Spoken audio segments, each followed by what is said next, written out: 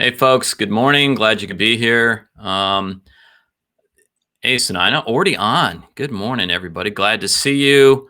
Wearing a hoodie because my wife has the AC set to about 32 degrees.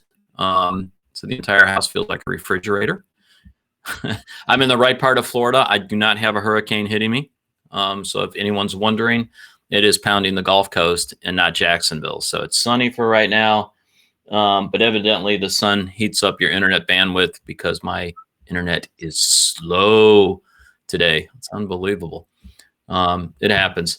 But that said, if it gets really bad, our producer Michael will just put up a image of me. Michael, we need to get like Brad Pitt. Can we get a picture of Brad Pitt or maybe George Clooney? And it'll just be my voice and we'll make his lip move, and that would be fantastic.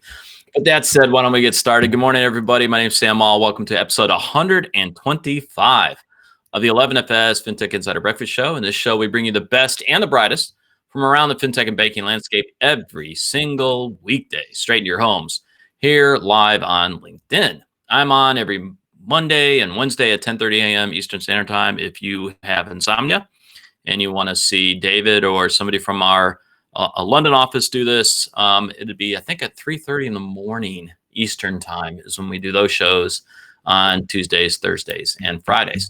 I also want to highlight the 11FS Daily Brief that we do here on LinkedIn every morning at 8:30 a.m. Eastern Time. We publish a short video summarizing 3 news stories from the past 24 hours that caught our attention and should have yours. Today's Breakfast Brief headline was about Klarna. They are now Europe's biggest fintech, believe it or not. A $10 billion valuation after another mega round. I think they raised something like $650 million in the latest round. So good on them. That actually puts them, I think, in the might be top 5 or top 10 fintech unicorns globally at this point. So that's like Stripe and Robinhood and Ant Financial, which is in a whole separate class. All right, with that, let's bring our guest on today. I'm thrilled to be joined once again by Andy MacMillan, the CEO of UserTesting. We like Andy because he has the best background of anybody we have on the show.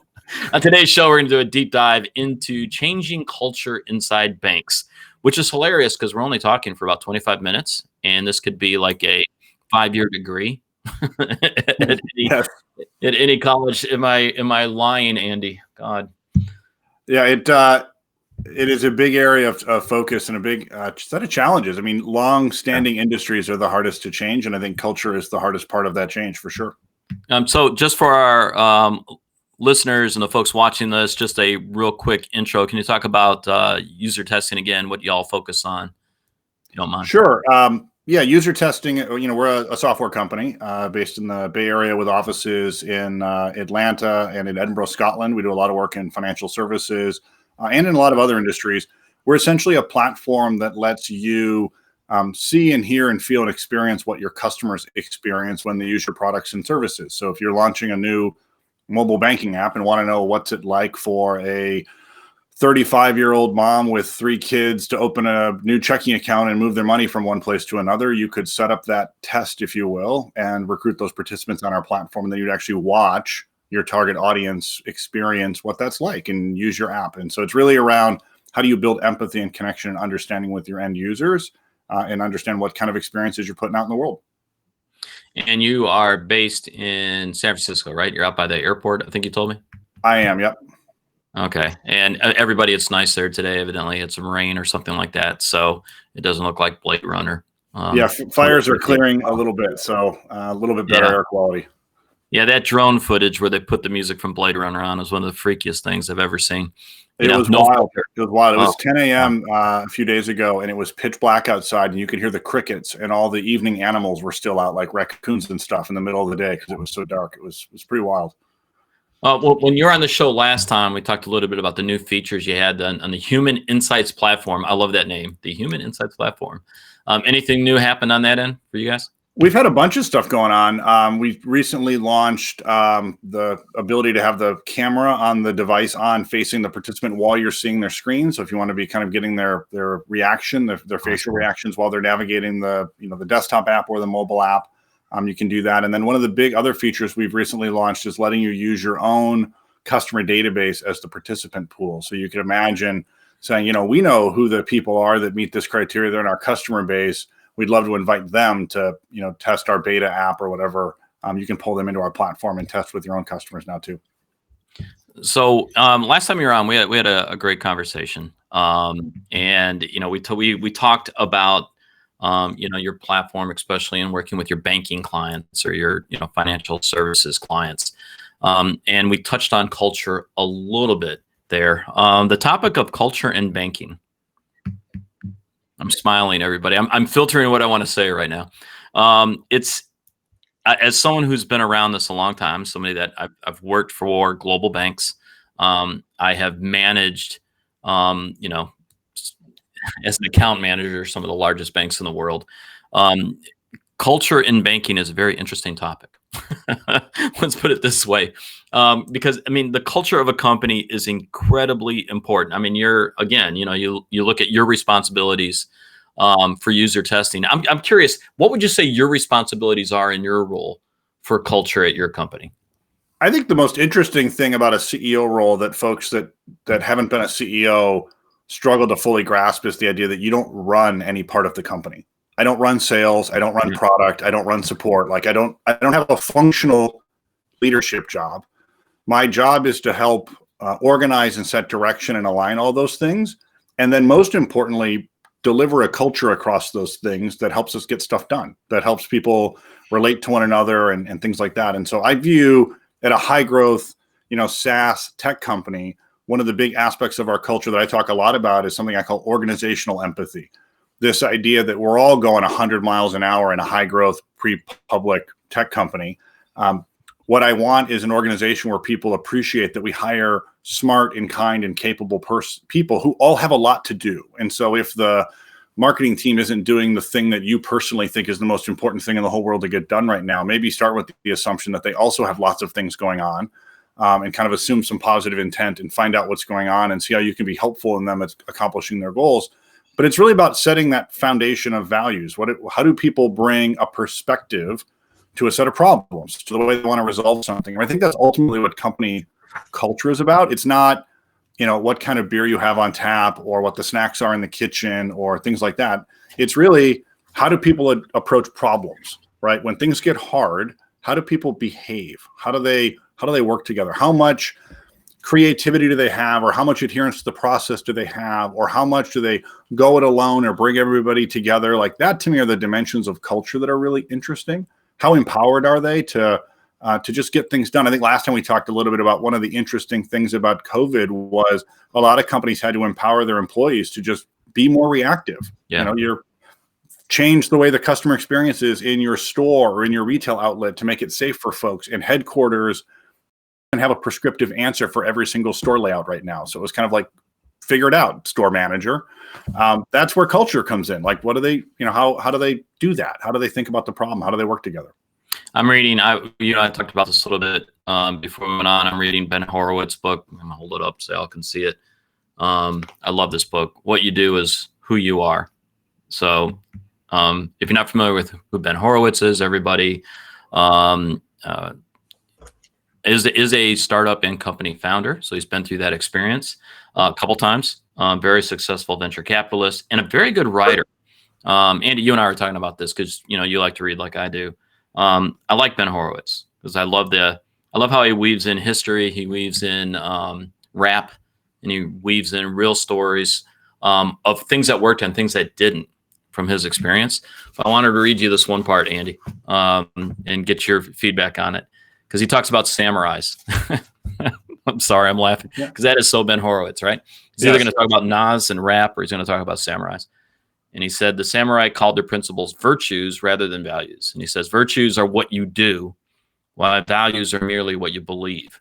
And doing is what matters. The way I translate that, and I'd love to get your feedback, is, it's one thing to have pictures on the wall. Oh, remember in the 80s and 90s, those god-awful inspirational pictures? Oh, yes. Teamwork. Yeah. Oh, my God. I came up through that. Oh, I hated those things. Motivational posters, everybody. But that concept of what are you doing? So that has action automatically attributed to that, right? It's a verb. I love that concept of we really want to know a culture. You really want to know what a company's like. I heard another CEO say this: if you want to know what a company's like or what a team's like, watch people when they go to lunch. Do they go out alone or do they go in teams? Right? Do they want to Right. spend their time together? I think that, which under COVID is kind of hard to do now, by the way. Come to think of it. Go figure. So when you look at that and you look at our industry, now I say our industry, I'm talking about banking as a whole. Um, how progressive do you think we've gotten when it comes to really tackling virtues and culture? I think getting much more progressive. I mean, I do think that it was a I'm a big believer in the Tipping Point book that Malcolm Gladwell wrote, Yeah. and I do feel like financial services as an industry, I feel like has gotten through a tipping point about urgency around change and kind of modernization of what they're doing. I think some of it is the impact of fintechs, just a different kind of class of financial services companies founded kind of a different way coming into the sector and disrupting things. I think a lot of it also is the overall pace of change with consumers now, the way, the impact to brands of, global social networks and connectivity and the speed of all the communication that happens. I think that's made brands in every industry become more aware of how fast things are changing. And I think that also is true inside the company. You're hiring now folks that are, coming into the company that just have a very different expectation of how communication will work, how companies will engage in discussions about values broadly, about social justice. I mean, it's a different environment running a company now than I think it was for the previous 100 years in the last 10 years. And I don't think financial services is at all immune to that. And I would also say it is an industry that is being disrupted by technology in a pretty disproportionate way. I mean, I think of things like retail and financial services maybe being two of the most disrupted industries in terms of technology. And I think one of that technology disruptions, it really makes you think about how am I empowering my people to deal with that disruption, to not always do the things the way we've always done them, right? That's the challenge with dealing with disruption, is doing things the way you've always done them is the way you get disrupted. I mean, when you're doing the same thing over and over again and you're thinking that something's going to change, or you talk about, hey, we're going to be a fast follower and you can't move fast. It's a good friend of mine, JP Nichols, on that one. I love that. We're going to be a fast follower. Yeah, but you move at the snail's pace. That doesn't work. Well, and I mean, there's a great quote that most companies that go out of business don't go out of business because they did the wrong thing. They go out of business because they did the right thing for too long. Amen. Right? But we don't ever hear about the businesses where three people started a business with a bad idea and never got off the ground. Like that doesn't make the news when that doesn't work. That happens all the time. What we hear about is these giant companies.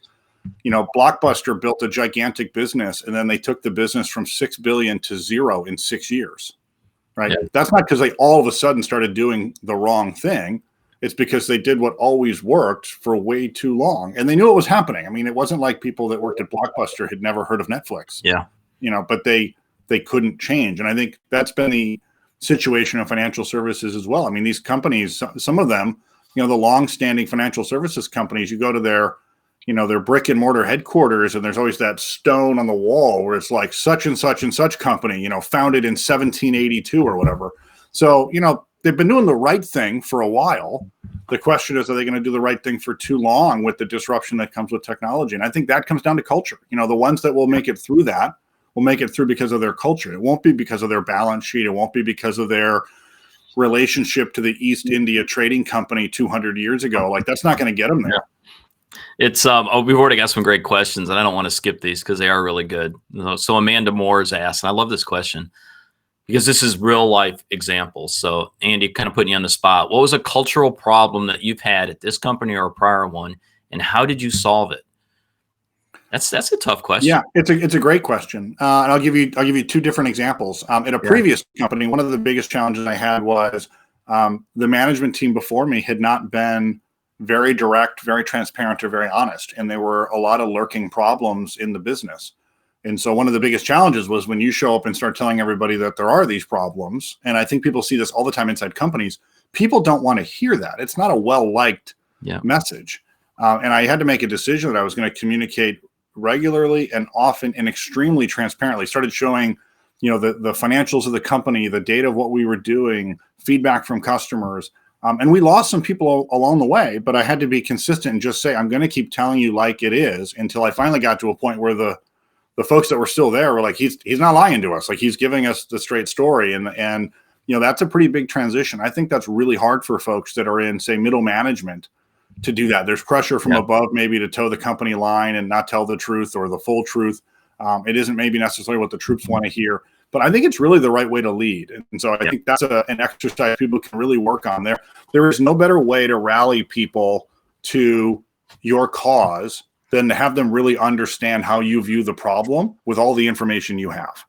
I found in the example I gave that the more people I had in the room while we were discussing the problem, the more buy-in I had. If I got a small group of people together, worked the problem, and then tried to hand everybody the go forward, it was that next level. It was like, I don't understand why we're making this change or why we're doing this. So I think that's part of it. I think at user testing, we went through a big management transition when I came on board. I was coming in for a founder. It was a founder-led company before then. I think the big transition for us culturally at that point was really around decision making.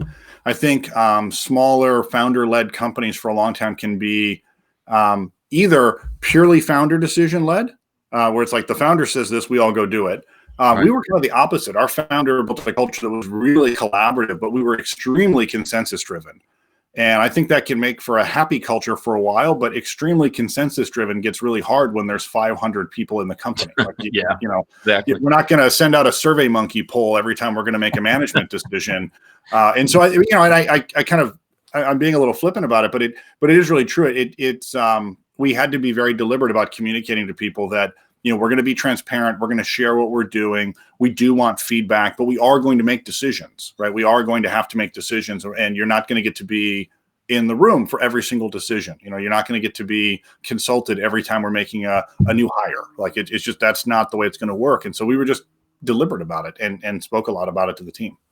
So I'm stealing this out of Ben Horowitz's book, but this is something I was in the military for quite a while. And this is a saying that we had. There's in the military, if you see something below standard and do nothing, then you've set a new standard. And I love that. That is so damn spot on, right? This lack of acknowledgement of a situation that you have. And Amanda, I'm going to give you a case study to go look at when it talks about a great CEO. Alan Mulally, and I always slaughter his name, but he was the CEO at Boeing, and then he went to Ford. And there's a great story about one of his first meetings with his senior management staff where, the typical RAG status, right? Red, amber, green. Yeah. And he's sitting there in one of his first major meetings in Detroit. They're all sitting there and they're going through their different statuses of their projects, and everybody's green. And then finally, this one guy gets up and he talks about how his project's red. And I think he stood up and applauded or clapped, and he told everybody, I finally got an honest answer. Yeah. There's no way in hell Ford was in the situation it was, and every single project green. And it was here's a CEO telling his team, tell me the truth. We're not going to get anywhere if you don't tell me the truth, and we don't deal with what the real situation is. And in my opinion, that's really the job of the CEO, to get his or her company to be honest. Yeah, I think that's right. Really, that's right. And I think that's not only true in status reporting and how you run the company, which is really important. It's also true in your culture. Your culture on some level is what you tolerate, right? So, you can go to conferences and give a talk about how much you care about people, I don't know, having empathy for each other or caring about each other or helping each other.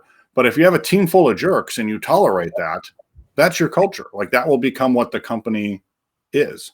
So you are also very much what you tolerate. It doesn't mean you also are, firing everyone on the spot if they're, right. having a bad day. Right. That's also part of your culture, right? How do you correct where people are struggling, right? How do you help people do the right things? And sometimes that's publicly, sometimes that's privately, but you are what you tolerate. And I think that's very much what happens in culture. And so that can be on the behavior spectrum. It can also be on to the point earlier about how much change. I mean, if you've got a person running a business line that's getting disrupted, and every quarter the simplest thing to do is just try to not lose as little market share as possible, even though the big disruption is happening, and you tolerate that to happen, that will become your culture in the company of, let's just try to lose a little less market share to this upstart competitor next quarter. And that will be what you do for quarter after quarter until you wonder how that little upstart became 3 times your size and is now buying your bank. Man, I'm telling you, Andy, you just gave me one of my favorite little phrases. Culture is what you tolerate. Damn, I love that. I actually put it in the comment string. It's someone's quote that's not mine, so don't take that as my genius. But it's yours. It stuck with me when I heard it. No. First time I heard it was from you, so I'm attributing it to you. It is a great line, and man, I really do embrace that. One of the people watching, Don, hey Don, Don Morris said, the whole thing about the military standard. She heard that her plebe year at West Point. So one, you're a badass, Don, because my ass never would have made it at any of the military academies. So good on you. And two, I love that the academies address that, because the whole concept of military academies is training the next generation of leaders, right? And of leadership.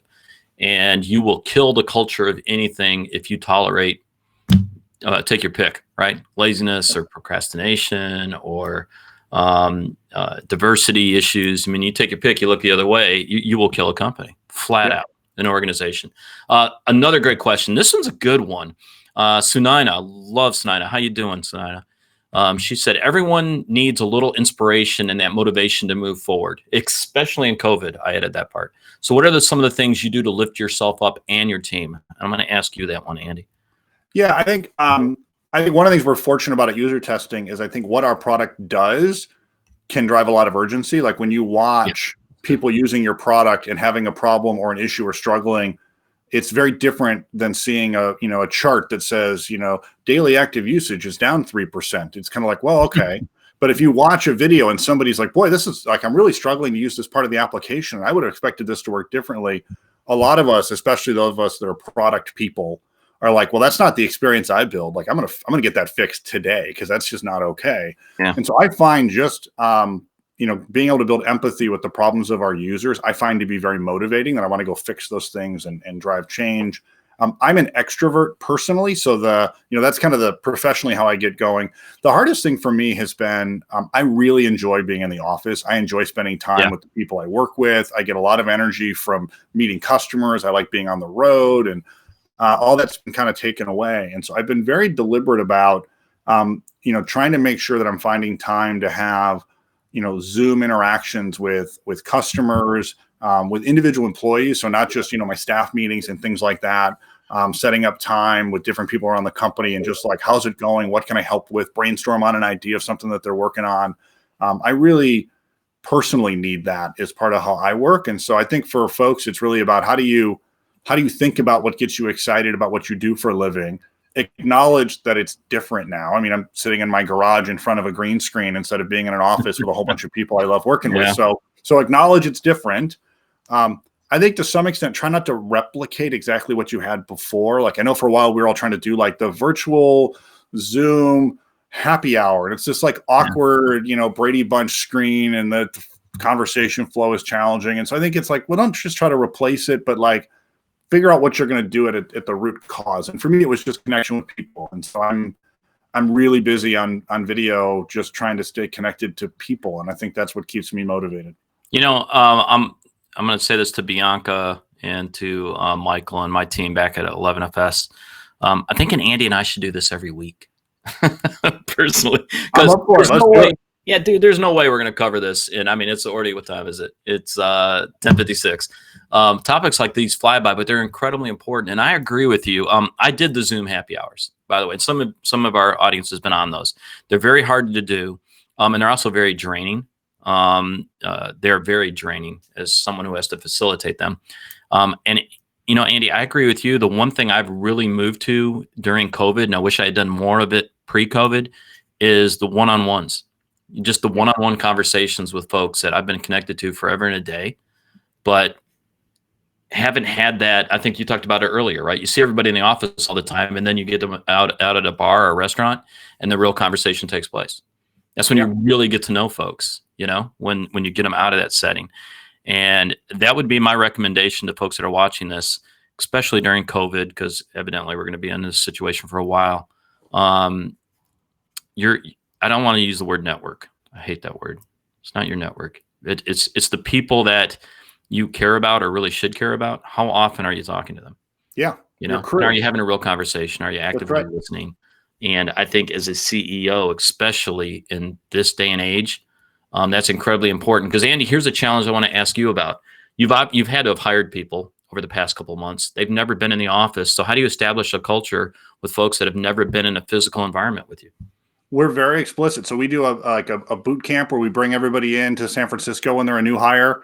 They spend 2 days. They meet all the executives. The executive team takes them to lunch, right? And we just sit around and we tell stories about, we'll pick up a theme, travel or strange mishaps in college or whatever. And it builds a rapport where people go, oh, these are normal people and they're nice people. And we can't do any of that. And so we're just very direct. I mean, I did a call yesterday with our boot camp crew because we're growing like crazy. We had they've been through the same thing, but over Zoom. And I'm just very honest with them. I'm like, look, this sucks compared to normal boot camp. It's the best we can do. We're giving you a lot of great content, but I want you to know that we're all nice people and you can reach out to us. And I tell them, if you're a week into this job and you don't feel connected to what's happening, or you don't feel like, things are going the way you want them to go, I want you to send me a text or a Slack message. Like, yeah, I'm the CEO, but fine. The most important job I have is to get all of you on board and successful. Like, we hired you because we need your help. We're pretty big, but we're not that big. We're not 100,000 people. Like, we need you to do what you're doing and be successful. And so if you don't feel like that's happening and you don't feel like you're getting connected into the company, put your hand up, because we're all figuring this out. I mean, I think that's back to that first question. It's just being transparent and honest. I tell them, I must have been absent the day in business school and we covered how to run a company during a global pandemic. So we're all making this up. And so if it's not working, even if you're brand new in the company, put your hand up, reach out. We're also telling our managers, make sure you're reaching out to those folks very regularly. Ping them on Slack every morning. How's it going? Are you getting plugged in? Who'd you meet today? Like, we're just trying to find ways to have an honest conversation about the fact that it's probably not the easiest way to onboard into a new company. I don't think we'll ever look back and say, boy, let's do it like that going forward.